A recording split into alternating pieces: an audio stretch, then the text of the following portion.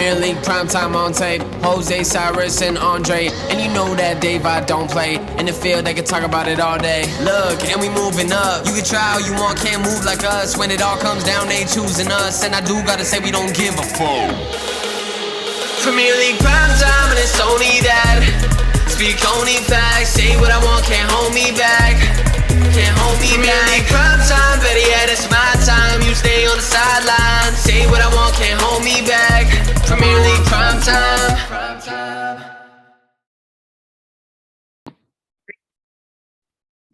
Hello and welcome back to Premier League Primetime. Of course, Daveye is your host back again, and I'm here with not only a very good friend of mine, but just a very passionate Crystal Palace fan, I should say. Mr. Luke, how are you doing, my friend?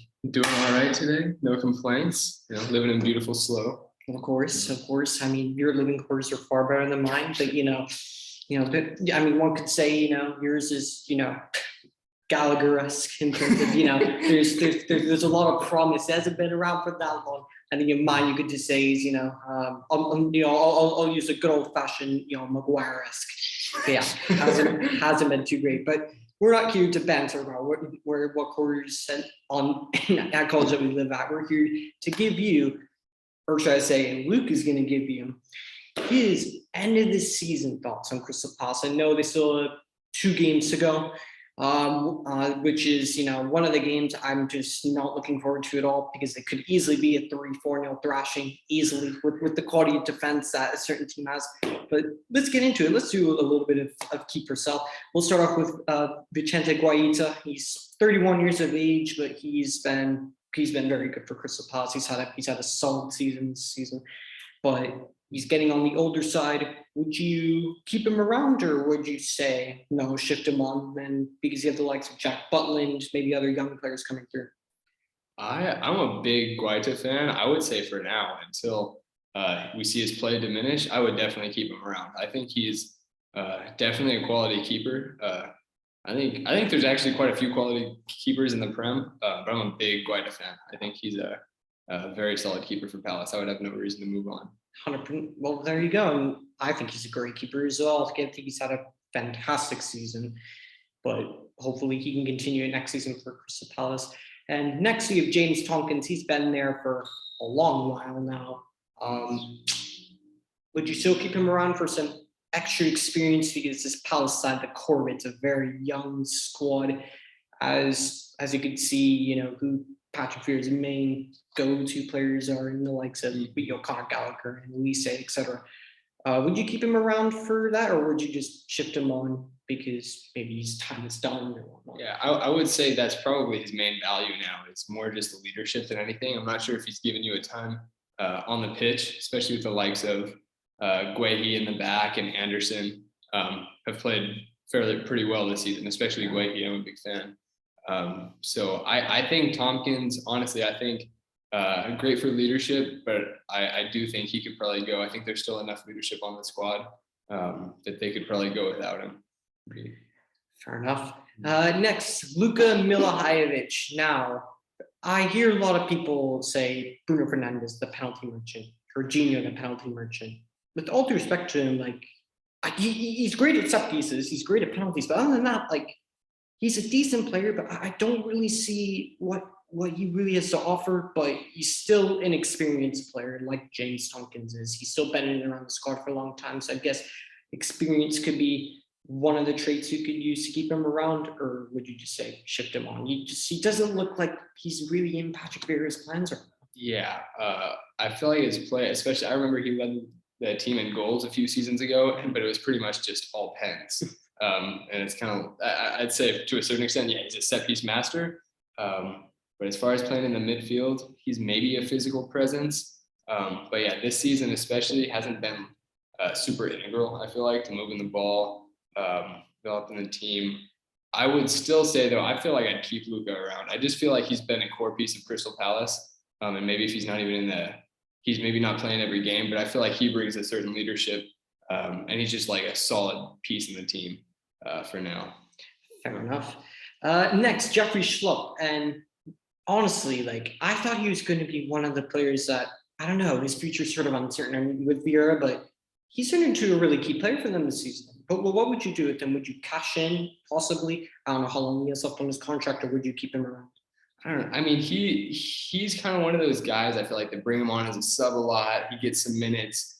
He does well for him, but he's not anything like special. He's not an electric like Eze or somebody like that.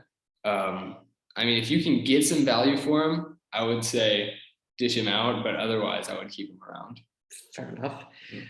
Next, Nathaniel Klein. Now, of course, he's of course no spring chicken. He's honestly getting on the older side, but Premier League experience, someone to have around, still the likes of Nathan Ferguson coming back through injury, coming through as well, and Joel Ward, who's still there doing what he does. Nathaniel Klein, what would you do with him? Nathaniel Klein, yeah, definitely experienced player, and he's been getting a lot of starts recently. I think though with Tyrick Mitchell, I think Klein's been playing right back, but I think if you throw Tyrick Mitchell, young player, love Tyrick Mitchell. If we throw him, if we throw him at left back, Joel Ward can probably keep right back locked down, and then have just a couple other guys like add a little bit of depth for injuries and stuff. But I think we could probably move on from Klein. I think he's getting up there in age. He can probably find a home somewhere else, maybe get a little bit of value for him before it's too late. Fair enough. And a very, very interesting thing, of course, there's a certain right back who for those of you who watch, actually see what I do week in, week out, there's a certain right back which I really, really like, but he's honestly, his output is just awful, just going forward. And I think he knows who I'm talking about. And there have been strong rumors saying that he could come back potentially on a loan. Would you be open to taking Aaron Wan-Bissaka back? And what are your thoughts on him, just as a Palace fan and seeing what he's done for your club? I might be a little bit biased. Actually, I definitely am biased, but I'm a huge Aaron Wan-Bissaka fan. I think just to see somebody come through Palace and then go to a big club like United and sign like the big 50 deal. million pounds. Yeah, a huge deal, which is kind of a classic United move too. And he's English, so.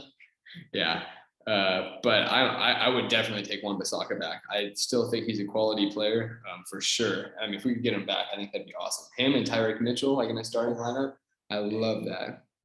And look, if there's anything I want for Wan-Bissaka, I want him to be given a second chance or another chance, because he's been largely awful this season, just to be honest with you, as much as I like him and as much as I back him and defend him constantly, but he has to improve because the season has not been good enough. But into the next one thing I will say, Jean-Philippe Mateta, we're just going to ignore that one, because not only has he been very good this season, he's also signed permanently anyways. So we will dish that one to the side.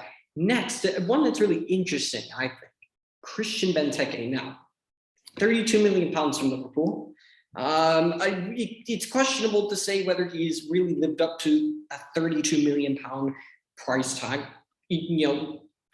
for Crystal Palace. And if we're looking at just bigger clubs, 32 million pounds is nothing, but for a club like Palace, that's big money spent. Christian Benteke, would you keep him around, for the LeBron James celebrations, or and free goals against Arsenal, or would you just dish him out? Honestly, with Benteke, I think if we have Ayew and Mateta's been, I think, pretty exceptional. And Benteke, I remember when Benteke came in, it was maybe 3 years ago, I think it was. It was a long while ago. It was like 2017. Yeah, it was a long while. I was super excited. I was like, we're getting Benteke. He's going to go crazy, score a bunch of goals. Thank goodness United didn't sign him. Yeah, and then it was like 2 goals in his first 2 seasons or something. I don't know. He hasn't been productive. And I think with the young players that have been playing great, like Ayew and Jean-Philippe Mateta, I think we could probably move on from Benteke. I just don't think he has the production that those other guys can give us.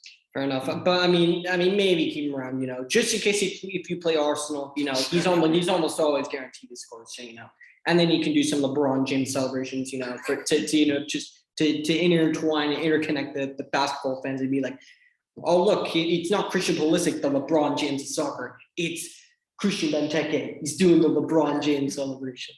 But anyways, last but not least, Jordan Ayew. Now, this is actually a really interesting one, because you look at winger options. You have the likes of Michael Elise, Emery Eze can play out there. Jeffrey Schlupp can play out there.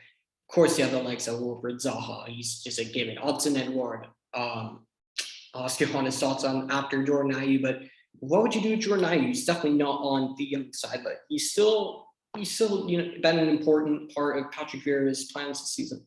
Yeah, I would say that's definitely something that's changed with Palace. I would say I remember like a couple of years ago, I looked at them and it was like they were scraping by, not getting relegated with these 1-0 victories, just not giving up goals, but they had like almost no attacking threat.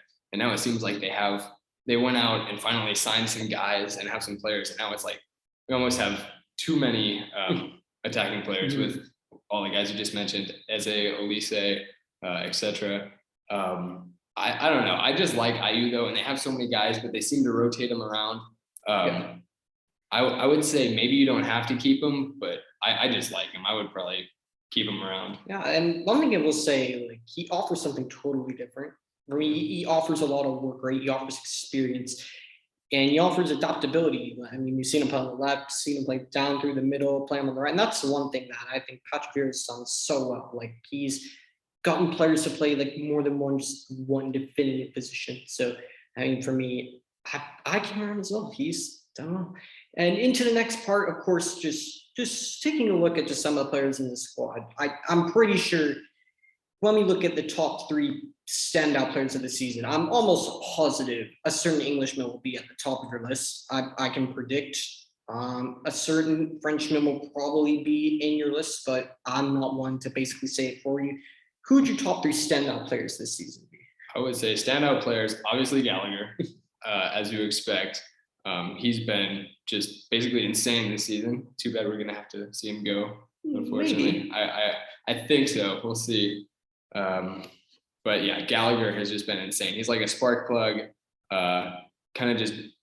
He is the spark plug. Just drives the offense whether he's creating, scoring himself.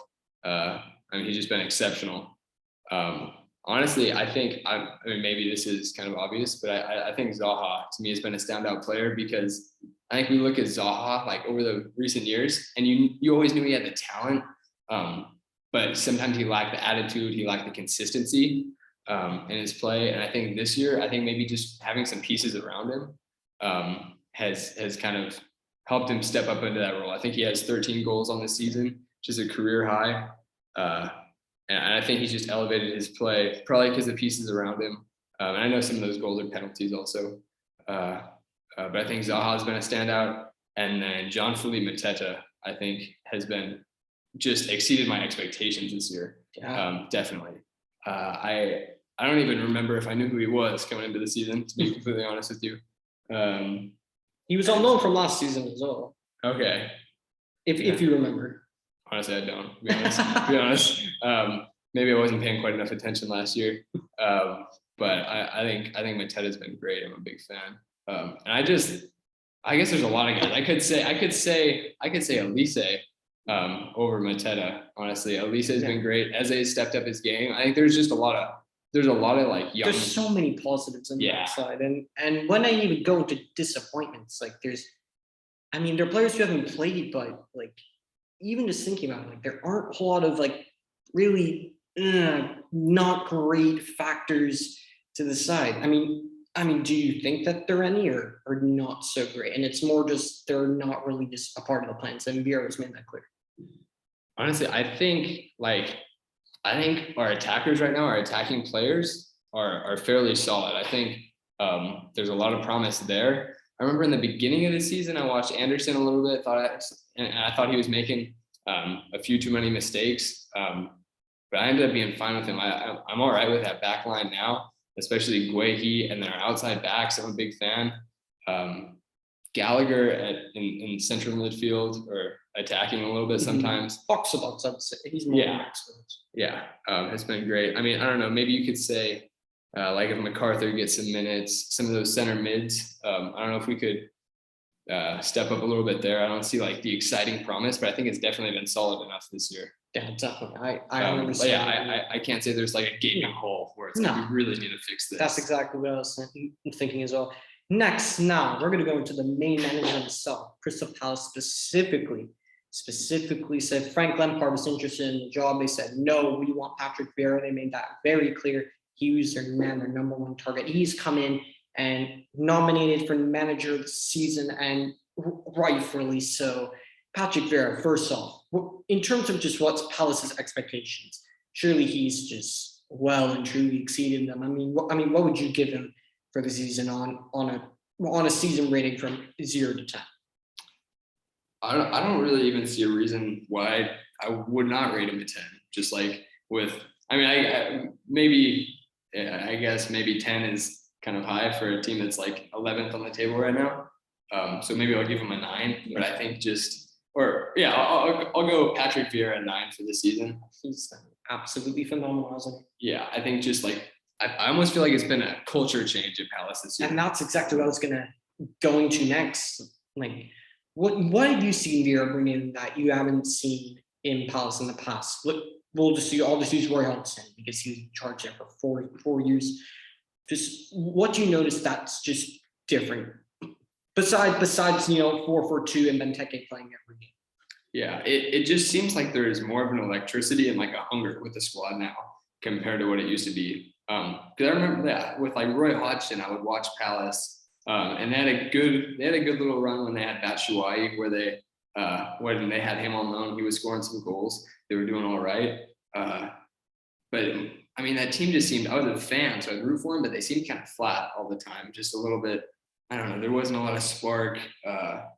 Zaha was never happy. The players didn't always seem happy to be there, but it was kind of just, they were doing enough to stay in the league to not get like relegated.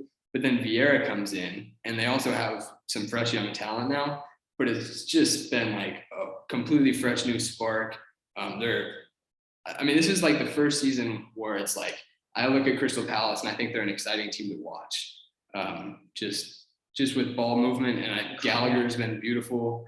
And I think like that's the main difference, is it went from being like a defensive team, didn't give up a lot of goals, to now being this like electric attacking team. And they're not obviously a dominant force in the league or anything, but they're still fun to watch. They can create chances, and they just have the guys look like they're having fun. Yeah, I couldn't have said it better than you just said. And you look at and I was so interested to see what Vieira would do specifically regarding Wilfried Zaha, because he always looks like he's never happy. Like everyone says, Anthony Martial always never looks happy. And I just somewhat disagree with that. Like, if you want someone that just never looks happy and just never looks like he just wants to be there, even when he just celebrates like his goals, I just looked at Wilfried Zaha. I mean, even when the man celebrates, he looks like pissed off. Like, he just looks angry all the time. But Vieira's come in, and it just looks like he's just grabbed a right hold of him, wrapped him all around him, and said, look, this is a project that I have and whatnot. And he looks like he's just done a really, really good job of getting the best of him. Yeah, I would say for sure, because I mean, Zaha, when under Hodgson, he has to be traded basically. He has to leave the club. Yeah.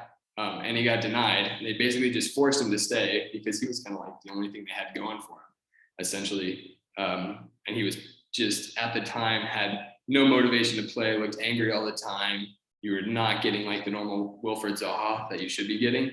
And I feel like he's just like blossomed this season. I think like with the pairing with Gallagher and all those attacking players, it's just a different Zaha. Fair enough. And now decisions on two key players that we have just now said their names over and over. Wilfried Zaha. We just been talking about him we've been waffling on for gosh knows how long on Wilfried Zaha, but a year left on his contract now. Of course, he just doesn't look like, as of right now, things could change, but as of right now, today, May 14th, 2022, on this day, it does not look like he's going to sign a new contract. And looking at that, would you rather lose him for free, or would you just say, no, you're not leaving him for free? Either sign or you get sold this summer. Yeah, that I don't know. That's definitely a consideration, because if he plays next season, I think the team is good enough, I think, without Zaha to not be relegated. I have confidence that they can stay in the league. Doing podcasts. So Pardon the interruption. Yeah. Sorry, I lost my train of thought a little No, bit. you're good. But I don't know. I'd love to see him stick around, Of but course, yeah. And that's a difficult thing. yeah, because I mean, Zaha's been like the heart of Palace for years now.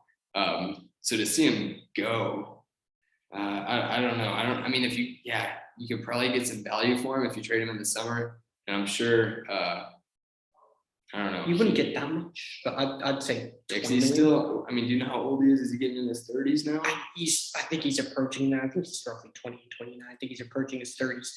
But I mean, look, I mean, for me and my own, for my own personal gain, I hope he goes because I forgot how much it was, but I think it was like a 30 or 40% of his sell-on value. Man United goes into Man United's bank account. So I mean, personally for me, I hope he goes for Man United's benefit, but I could see both sides of it because he's just such an important player. He's Wilfried Zaha, like he's the man. But now he's not really the man. Of course, he's still the man, but you have other guys who are taking just that one player going forward, and that's kind of the sort of like persona away from him. Like he brought in the likes and spent big on the likes of Edouard, around 20 million. He brought in the likes of Elise, Eze's blossoming. Like you now have different players that now can take on that role. Mateta is now permanently. So you have so many different options with him. And next, Conor Gallagher, obviously on loan from Chelsea. He's nominated for Young Player of the Year. If he gets it, I will not be shocked. I'm not against it. How much would you be willing to pay realistically? And I'll say, let's say Chelsea say 50 million for Gallagher, and Gallagher's willing to go. He's open to it. He's not going to force it, but if Palace meet Chelsea's demands, he's willing to go 50 million. Would you pay that price? And if not, how much would you pay for? It's just so hard to say. Because I want Crystal Palace to do all they can to keep him, and I know that they're going to do all they can to keep him. But yeah, as far as a dollar value, I don't even really know what Crystal Palace's budget is compared to a club like Chelsea. I don't see them going out and spending like huge money on players. And honestly, I think like a 50 million is a tough number. I feel like that's right on that verge. And he's English, so you have to take that into account. And he's young, so that means his price is going. He's going to get an even higher stick. I think probably around 50. Chelsea would probably think. Yeah, I think if Chelsea's gonna pay 50 for him, I have a feeling he's gonna leave. I don't have a lot of faith. I would love for Gallagher to stay for next season, but I don't have that much faith in it. I think the way that he's played, I think somebody's going to snatch him back up. Chelsea, take him back off a loan.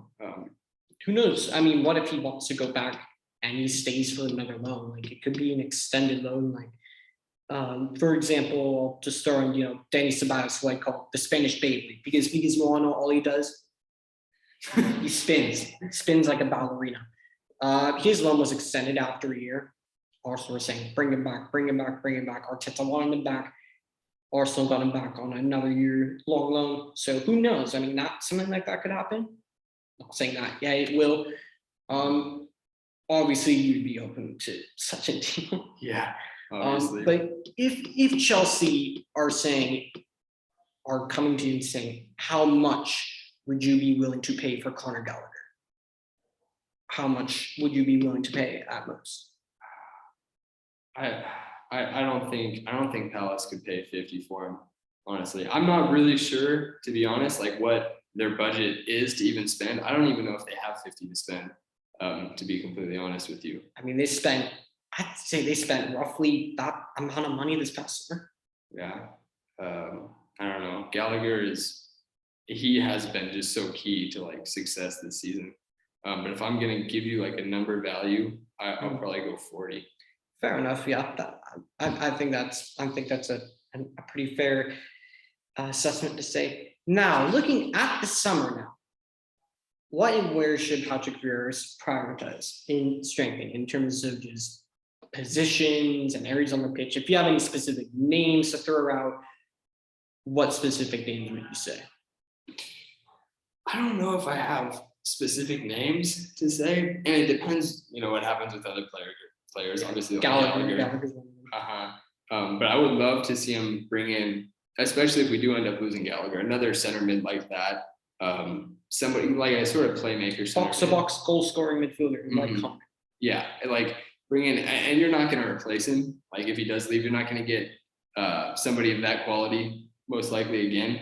But I would say I'd say that's probably the biggest need if they were to leave in the off season, because I think like that. I like the front that we have right now. All those attacking players and the youth up there. I'm all right with that.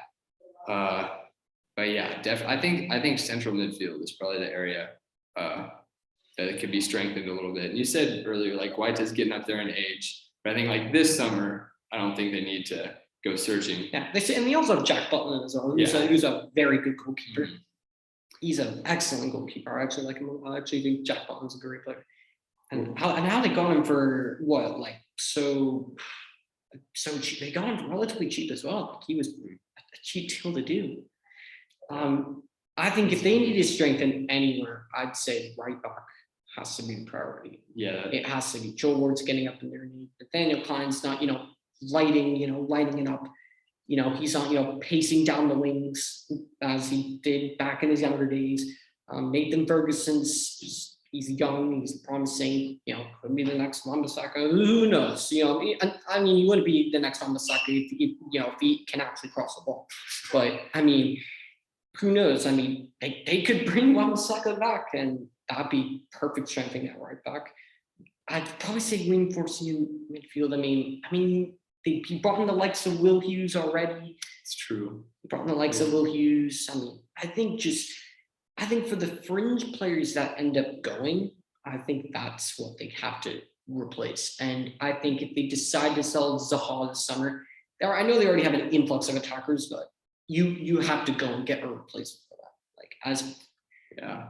I mean, a player of his stature, if he goes, even though they already have the likes of Eduardo Campbell, Latvia, Ayu, and Eze, and Mateta, and you have Olise, so many options. I feel like you still have to go out and replace a player of his quality. Yeah, I mean, you definitely have a point there, especially a guy like, I mean, especially just like when I look at Palace, like it's almost a luxury to finally have like some sort of attack. And if you lose the likes of Gallagher and Zaha, there's definitely gonna be something missing next year. So it would be nice if he goes. It would be great to get a replacement. But yeah, I think like left back is pretty solidified as far as Tyrick Mitchell. He's nailed down that spot. He's nailed down that spot for the years. Yeah, and I hope. I mean, maybe like a little bit of center back depth, just like one extra guy that's solid. That's definitely not a bad shout at all. Definitely, I think they could definitely use a center back. I mean, Guehi and Andersen are fantastic, especially Mark Guehi. Being English, like I'd love to see it. I mean, there's never an issue for me when the argument grows greater to drop Maguire. So, the greater the good options are, the better for me, the less panic attacks I have to suffer. Anyways, anything else to say before we move on into the last segment of the show? I think we're pretty good. Of course, the last segment, of course, games tomorrow, games all throughout midweek. Let's just hear what the man has to say. Starting off with Tottenham and Burnley, both teams are fighting for their lives. Burnley to stay, Tottenham for top 4. This is definitely not going to be such an easy game for either side. I mean, what are you thinking for this game? I'm thinking Burnley puts up maybe a bigger fight than people anticipate. Yeah. But I still don't think. I think Tottenham just still outclasses them. But I don't think it's going more than 1 goal difference. I'd go like 2-1 Tottenham. Fair enough. Next, we have Wolves hosting the mighty Norwich City, who are relegated again. But of course, I will make this prediction now. Clip it if you want. Norwich City will win the championship next year, and they will be back again as per usual. Wolves versus Norwich. Basically, with all due respect to Norwich, the question is, how many goals will Wolves score in that game? I'm thinking three goals for Wolves, and I don't think Norwich is putting anything in the net. I think it's a solid 3-0. Wolves moves on. Yeah, Wolves is kind of a team. I always like watching Wolves. They're just another one of those. It's not like a power 6 team, but they're just always doing well. It's kind of like what I want Crystal Palace to be. Shout out to Gavin. Yeah, shout out Gavin. Yeah, speak up yourself, Gavin. Next, another one. Manchester City going to West Ham. Now, you're going to hear me, and you're going to hear me say something which you're going to be thinking, please tell me I wasn't on some sort of, on some sort of supplement when I do this, but please, Man City, I'm going to ask you to absolutely battle West Ham for me. Because here's another thing, right? This is also another big game. This is for the title, obviously, Manchester City for the title. West Ham for Europa League place. We have Manchester Ham, one game left. If West Ham gets any result against Man City, I think they'll either be level on points or they'll be behind us by 1 point. And gosh only knows we're not winning at Palace. So again, I have to ask another team to just, do me a favor. And of course, it just has to be Manchester City, a title rival. Or title rival. I don't know what I'm talking about. We're not even close to the title. A historic rival. That should be the better terminology. But of course, I'm going to, be hoping that Man City wins. But of course, this is going to be a very, very good game. What would you say for this game? What do you say could happen here? Dude, I would love to see the title race get interesting. I would love to see West Ham do something here, and they have the quality and form to do something.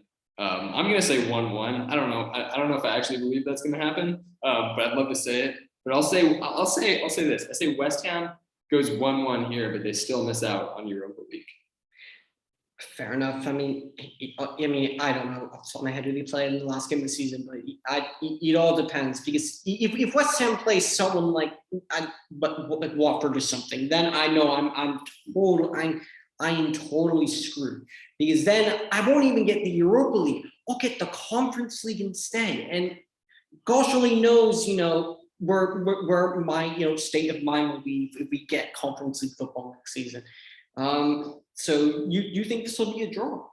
I'm going draw. That's actually really interesting. But that's not. I wouldn't say that's totally improbable. Next, now, Watford hosting Leicester, and again, as I said for Norwich, how many goals do you think Leicester will score? But Leicester have not been. I mean, by the past few seasons that they've had, they've been terrible this season. I mean, I think they're in 14th, 13th at the moment. They have not been a great season. I think they're basically level with Palace right now. So I'd hope that Watford could do something, just like for, a little, doesn't mean anything, but move Palace up the table a little bit would be kind of cool. But yeah, like you said, Leicester is not, we kind of have high expectations for them now. They kind of have been a disappointment. With the players that they have as well. I mean, how are they? 14th? Yeah. That's pretty bad. I'm going 1-0 Leicester this game. Fair enough. That's definitely a probable output, one could say. Next, another very interesting game. Leeds hosting Brighton. Of course, again, Leeds have to win this game. If they lose, they're gone. So they have to win this game. And especially Burnley get any kind of result against Tottenham. There's just no exception. I mean, Leeds are in 18th right now. I mean, they're the prime candidates to go down. I'm hoping it's Burnley. I wasn't too happy with Sean Dyche's second, so And besides, what's Burnley here just in the Premier League for? With all due respect to Burnley, if you're making just everyone else fall asleep, in their chairs or couches or seats, at least twice every year. I mean, what's the point? So I personally hope it's Burnley, but what do you think could happen here? Because Brighton absolutely, demoralized and marmalized a certain side. And when they got their fourth goal, I saw a certain Englishman, a certain number 5's number come up on the substitute board to come on the pitch. And for me, that just summed up my mental state at that very moment. When I saw the substitutions board and I saw Harry flipping Maguire getting ready to come on, I was genuinely seconds away from just sobbing, because I was seconds away from sobbing, already going 4 goals down. And of course, the justification was, hey, he came in, it looked pretty solid, it's got to be down to Maguire. And, I don't know, but Brighton have some confidence now. They have confidence. They have a very good road record. Of course, it had to be their awful home record that they just had to break. What a surprise! Typical United. But Leeds versus Brighton, this is going to be a really interesting game. What do you think? Yeah, Brighton is one of those teams where I always expect them to just not be good, and they just continue. Graham Potter. Yeah, how good of a match. I mean, they just continue to win enough games to stay in the league, but they're not really even ever that much of a relegation threat since they've been here. I think their expectations have just moved up from that. I mean, Graham Potter thinks has moved from relegation to top 10. If someone asked me early in the season, I would have said easily Brighton finished top 10. Yeah. For most of the season. I know they've fallen off just due to injuries and squad depth and all that. But who would you say wins this game? I think there's some goals scored this game. I feel like but I just don't know if Leeds has the quality to take down Brighton. But I think there's some goals scored. I go Brighton 3-2. Ooh, that's going to be that. Honestly, that's another very probable result. Now, next game. Your boys are going to Villa Park to play Aston Villa. What are you saying the scores of this game? And you know what? We'll even do a little mini preview for this game. What starting 11 do you want to see Patrick Vieira play in this game? Oh yeah, I've seen Tyrick Mitchell has not been starting the last few games, but I'd love to see him play. I'd love to see him step in there with classic center backs like Guehi and Andersen. I think they played every single game this Premier League season. I think. I'm pretty sure they have that pairing, and they've been solid. So then, obviously Guaita in the back, them three. I think Guaita might be injured, but I don't know if he's back. Okay, he might be, but if he's not, we'll assume Butland. Mm-hmm. Yes, and then I'd go Klein at right back. Obviously Gallagher in midfield. Will Hughes, and then would you go Eze? Would you go potentially James McArthur? Would you go Jeffrey Schlupp? I honestly, I'd go probably James McArthur at center mid. And it's maybe not the exciting pick. Okay. But I think he's just solid back there, or solid in the middle there. He's just always been kind of a staple. You'd have Hughes and McArthur just sit and just and just anchor. Yes, and then Gallagher more of an advanced role, a little bit more. Your front three, we'll say the other two because Zahas is just going to be on the left hand side. Yeah. Who would your other two be? Honestly, I would like to see Edouard up top. HudsonOdoi. Yes. And then I'd like to see Elise on the right. And I think it's their best front three in my honest opinion, although I don't think I agree. Mm-hmm. I think that's their best front three. Maybe an Eze sub in the game. Love to see him get in the game. Maybe Ayew, depending on the flow of the game. But those are guys that obviously I'd like to see. Fair enough. And let's just throw out the wild card that Palace, that's the side that they play in cheese. Mm-hmm. What would you say that this game is going to turn out to be? Obviously I gotta take Crystal Palace to win. Have some faith. I think it goes 2-1. I think it's 2-1, 3 goals in the second half. 2-1 Crystal Palace. Yes, 2-1 Palace. That's very probable. If one were to ask me, I think this could very easily be a draw. Easily, I think these two sides can, match up. And of course, Aston Villa, entry contest definitely fallen off. And of course, don't forget they have the mighty Tyrone Mings at center back, who I definitely love with all my heart, and I mean this genuinely. Definitely love with all my heart seeing Southgate pick him every single international break, 24/7, constantly. Everton versus Brentford, and I'll basically carbon copy of the Leeds game. Yeah, Everton's just been a disappointment, obviously, this year. They've been a mess. Yeah. I take Brentford in this game. I'll go 2-0 Brentford. Really? That's actually really interesting. And just on that, right? Along with Norwich and Watford, who do you think out of Everton, Leeds, and Burnley are you calling to go down? Everton, I think, is in 16th. Burnley's in 17th. Leeds are 18th. I don't think Everton's getting relegated. I think they're maybe 2 points clear right now. Yeah.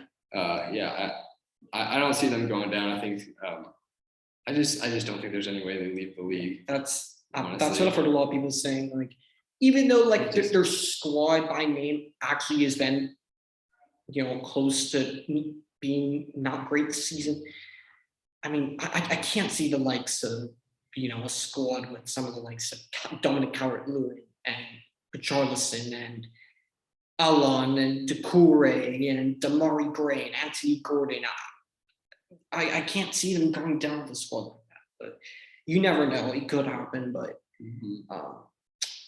so who would you say goes down with Norwich and Watford? Honestly, my gut just tells me that Leeds goes down. I don't even really know why I would say that, but it just seems maybe because they're just a newer team and Burnley's been a little bit more established recently, at least in recent years in the league. But I think Leeds is going to end up going down. Fair enough.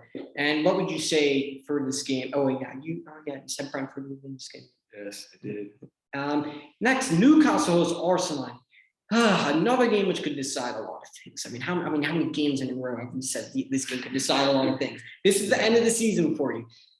Arsenal right now, everything is in their hands too for top four. Yeah, everything's in their hands. And after getting marmalized by Tottenham on Thursday, this game is a must-win. Their next two games are must-win games, especially because Tottenham have Burnley and Norwich, so one would assume they would get 6 points from that. So these next two games for Arsenal are must-win games.